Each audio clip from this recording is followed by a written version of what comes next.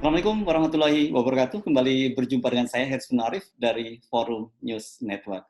Dalam sepekan terakhir ini, media massa heboh. Ini berkaitan dengan cerita 3 tahun lalu, yakni pencopotan Panglima TNI Jenderal Gatot Nurmantio. Dan media mengutip bahwa Gatot Nurmantio dicopot karena perintahnya melakukan nonton bareng di seluruh jajaran TNI, nonton bareng film G30S PKI. Dan PDIP yang merasa menjadi tertuduh sudah membantahnya. Politisi PDIP Effendi Simbolon menyatakan bahwa tidak ada hubungannya antara pencopotan Gatot Nurmantio dengan instruksinya pada waktu itu dia menjadi Panglima TNI yang menginstruksikan seluruh jajaran TNI untuk nonton bareng film G30S PKI. Menurut Effendi Simbolon, pada waktu itu PDI hanya menanyakan mengapa ketika berkaitan dengan peristiwa G30S PKI, rujukannya hanya satu saja, yakni film G30S PKI. Jadi tidak benar menurut Effendi Simbolon bahwa Gatot dicopot karena perintahnya tersebut.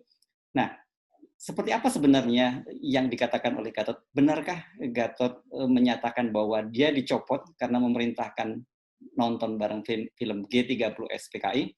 Coba kita ikuti pernyataan Gatot Nurmantio secara utuh. Pada saat saya jadi Panglima TNI, saya melihat itu semuanya, maka saya perintahkan jajaran saya untuk menonton film G30S PKI. Pada saat itu saya punya sahabat dari salah satu partai, saya sebut saja Partai PDI, menyampaikan, Pak Gatot, hentikan itu, kalau tidak pasti Pak Gatot akan diganti. Saya bilang terima kasih, tapi itu saya gas, karena ini adalah benar-benar berbahaya. Dan memang benar-benar saya diganti. Pernyataan Gatot tadi muncul dalam webinar yang diselenggarakan oleh Forum Tanah Air. Forum Tanah Air adalah forum diaspora orang-orang Indonesia di seluruh dunia yang berpusat di New York, Amerika Serikat. Nah, pada waktu itu Gatot tampil dalam sebuah webinar dengan tema akankah PKI eksis kembali di Indonesia, dan waktu itu yang menjadi pembicara selain Gatot adalah Profesor Salim Said dan Profesor Din Samsudin. Nah, kebetulan saya sendiri yang menjadi moderator. Jika kita menyimak dari apa yang dikatakan oleh Gatot, di situ memang sama sekali Gatot tidak secara tegas atau secara eksplisit menyatakan bahwa dia dicopot karena memerintahkan nonton bareng film G30S PKI. Hanya seperti tadi dikatakan oleh Gatot bahwa ketika dia mengeluarkan instruksi tersebut, dia diperingatkan oleh seorang senior politisi PDIP yang kebetulan temannya, dan dia bisa dicopot, begitu kira-kira gara-gara itu. Nah, kemudian memang di situ Gatot menyatakan, dan benar kemudian saya memang dicopot. Tetapi apakah kemudian Gatot menyatakan bahwa dia dicopot karena itu tentu saja dua hal yang berbeda. Satu hal sekarang sebenarnya kalau kita mau lebih dingin melihat persoalan menganalisis peristiwa hiruk pikuk seputar Pilpres 2019, sebenarnya pencopotan Gatot lebih karena kaitannya dengan Pilpres 2019. Nah, Gatot ini adalah figur yang dikhawatirkan akan bisa merusak skenario yang sudah disusun oleh oligarki politik. Mengapa? Karena Gatot adalah representasi dari dia adalah perpaduan dari 3 representasi. Gatot seorang jenderal TNI, kita tahu, dan kemudian dia juga Jawa, dan yang lebih penting lagi, dia Islam dan dekat dengan kalangan ulama. Tentu saja 3 representasi ini sangat kuat dan kemudian menjadikan Gatot sebagai figur yang potensial untuk menjadi penantang Jokowi pada Pilpres 2019. Gatot terutama di basis, bahkan dia dekat dengan kalangan umat Islam di basis-basis NU seperti Jawa Timur. Saya kalau menyebut Jawa Timur harus secara khusus juga menyebut Madura. Kebetulan Gatot pernah menjadi Pangdam di Jawa Timur, yakni Pangdam Brawijaya. Jadi dia punya jaringan yang cukup kuat di kalangan pesantren-pesantren di Jawa Timur, dan ini tentu saja modal yang sangat kuat. Coba bayangkan, jenderal representasi Jawa dekat dengan kalangan umat Islam dan khususnya kalangan Nahdliyin. Ini luar biasa. Jadi karena itu sebelum Gatot sangat kuat figurnya, dia harus segera ditumbangkan. Nah, kita tahu pada waktu itu sebenarnya oligarki politik sudah menyusun sebuah skenario yang jelas, blueprint-nya jelas bahwa Jokowi harus terpilih kembali pada periode yang kedua. Bahkan kemudian banyak usulan untuk merevisi undang-undang agar Jokowi bisa dipilih sampai periode ketiga. Nah, bagaimana caranya agar supaya Jokowi bisa terpilih untuk periode kedua? Karena bagaimanapun juga ketika pada periode pertama banyak sekali kritik-kritik terhadap pemerintahan Jokowi, banyak sekali titik lemah yang pada Jokowi. Nah, satu yang kita kemudian bisa kita cermati pertama adalah dengan membuat aturan presidensial threshold 20%. Artinya apa? Artinya seorang partai politik atau kumpulan partai politik yang bisa mencalonkan seorang calon presiden, pasangan calon presiden dan wakil presiden, hanya bila dia memiliki 20 kursi di DPR dan atau 25% perolehan suara secara nasional. Nah, kita tahu pada waktu itu semua partai-partai, sebagian besar partai-partai itu sudah bergabung dalam koalisi pemerintahan. Di luar itu tinggal tersisa partai oposisi yang pada waktu itu Gerindra bersama PKS dan ada PAN. Satu lagi ada partai namanya Demokrat yang tentu saja pada saat itu posisinya tidak begitu jelas, abu-abu apakah menjadi oposisi seperti Gerindra, PAN, dan PKS atau sebenarnya berada di kubu Presiden Jokowi. Ini yang tidak jelas. Jadi artinya dengan presidensial threshold 20%, itu maksimal hanya ada 2 calon yang bisa maju. Agak susah untuk muncul calon ketiga. Nah, itu skenario yang pertama. Jadi dibatasi calon maksimal 2. Tetapi pada waktu itu kemudian diusahakan agar hanya muncul calon tunggal. Nah, ini yang sangat menarik. Bagaimana supaya muncul calon tunggal? Kemudian ada operasi bagaimana menjadikan Prabowo Subianto menjadi cawapres dari Jokowi. Jadi artinya apa? Kalau kemudian Gerindra ditarik ke kubu Jokowi dan kemudian partai-partai lain juga mau nggak mau akan bergabung dengan mereka, maka yang muncul adalah calon tunggal. Dengan begitu mereka tidak akan kesulitan untuk kembali mendudukkan Jokowi pada periode yang kedua. Gitu. Kita ingat kan bagaimana ada pertemuan antara senior Prabowo, yakni Luhut Panjaitan, senior Prabowo di Kopassus, dengan Prabowo di Grand Hyatt Hotel, di sebuah restoran di Grand Hyatt Hotel. Pada waktu itu Luhut mengaku hanya pertemuan biasa karena mereka sudah berteman cukup lama. Nah, tetapi kemudian disebut muncul isu bahwa sebenarnya di dalam pertemuan tersebut Luhut menawarkan agar Prabowo menjadi calon dari Jokowi. Tapi Luhut membantah soal itu, bahkan dia sempat agak gusar ketika ditanya wartawan itu.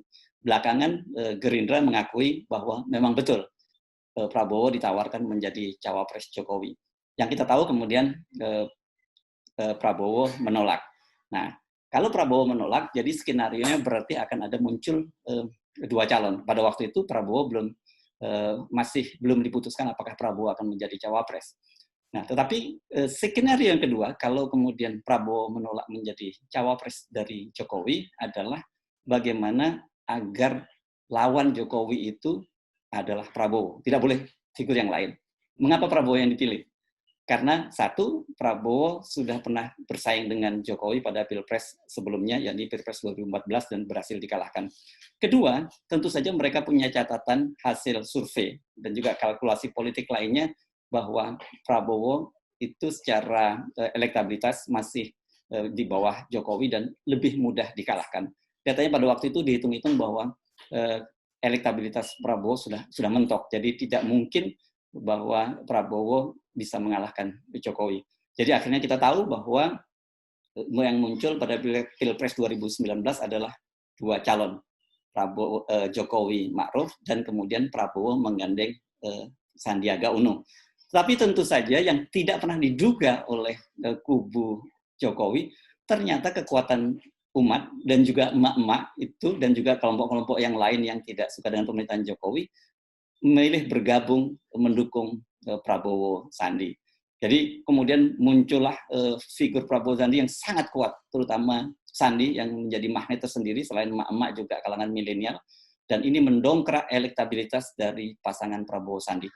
Pada waktu itu sebenarnya dalam beberapa survei sudah menunjukkan bahwa suara mereka sudah sangat dekat. Ini yang pada waktu itu rupanya hampir meleset dihitung oleh kubu Jokowi, kubu oligarki yang sudah menyiapkan agar Jokowi terpilih kembali. Dan kemudian akhirnya kita tahu, seperti kita ketahui bersama, Prabowo Sandi kalah dari pasangan Jokowi Ma'ruf. Nah, ini yang kemudian membuat kubu atau bangsa ini terbelah menjadi dua, yakni kubu 01, 02 dan kemudian menjadi kubu kampret dan cebong dan kampret. Tapi yang tidak pernah kita duga ternyata kemudian Prabowo bergabung ke dalam pemerintahan Jokowi Ma'ruf. Apakah ini juga bagian dari deal sebelum Pilpres, artinya harus didorong Prabowo yang menjadi capres dan kemudian berhasil dikalahkan, dan setelah kalah kompensasinya masuk ke dalam kabinet? Ini tentu saja silahkan Anda membuat analisis dan menduga-duga sendiri, karena relatif data-datanya dan juga banyak sumber-sumber yang bisa menjelaskan apakah itu ada deal atau memang natural, ada perkembangan terbaru dan kemudian memaksa atau membuat Prabowo bergabung dengan kubu Jokowi. Nah, kita kembali kepada ada Gatot. Kenapa kemudian sekarang isu soal Gatot ini kembali ramai? Karena ini tidak lepas kaitannya dengan Pilpres 2024. Gatot bersama Din Samsudin dan sejumlah elemen koalisi civil society membuat sebuah kelompok yang namanya Koalisi Aksi Menyelamatkan Indonesia. Gerakan ini sejak awal dideklar bukan sebagai gerakan politik, tapi gerakan moral. Tetapi tentu saja dengan situasi pemerintahan yang sekarang yang goyah, ekonomi melemah, kemudian ke COVID atau pandemi juga masih belum bisa ditangani dengan baik, pemerintahan menjadi goyah. Dan tentu saja kehadiran figur seperti Gatot ini bisa membahayakan. Kalau toh tidak ada sebenarnya sejak awal Gatot clear menyatakan bahwa ini tidak ada urusannya dengan power game, artinya tidak ada urusannya dia ingin kembali menjadi capres atau apapun. Dia hanya menyebutkan bahwa dia terdorong kembali karena dia lihat bahwa Pancasila akan diubah, dan itu bertentangan dengan sumpahnya sebagai prajurit yang akan melindungi konstitusi Negara Kesatuan Republik Indonesia. Nah, kalau ada kaitannya, apakah kemudian ada kaitannya dengan Pilpres 2004? Saya kira tetap masih bisa dihubung-hubungkan. Karena bagaimanapun sekarang di luar figur-figur yang ada, katakan seperti Anies Baswedan dan sebagainya, Gatot masih tetap menjadi magnet yang cukup kuat, apalagi dengan munculnya dia bersama kami. Dan kita tahu bahwa saat ini Gerindra dan PDIP sedang sangat mesra-mesranya, baik di pusat, mereka berkoalisi di pemerintahan, dan di pilkada-pilkada daerah sekarang koalisi terbesar itu adalah koalisi PDI dengan Gerindra. Tentu saja ini bisa diteruskan dalam koalisi pada Pilpres 2024, yakni antara pasangan Prabowo dengan Puan Maharani Putri Megawati. Dalam konstelasi politik semacam ini, figur Gatot juga tetap menjadi ancaman. Jadi tidak perlu kaget kalau kemudian sekarang ada operasi-operasi khusus untuk kembali membuat pembusukan terhadap Gatot Nurmantio. Demikian. Assalamualaikum warahmatullahi wabarakatuh.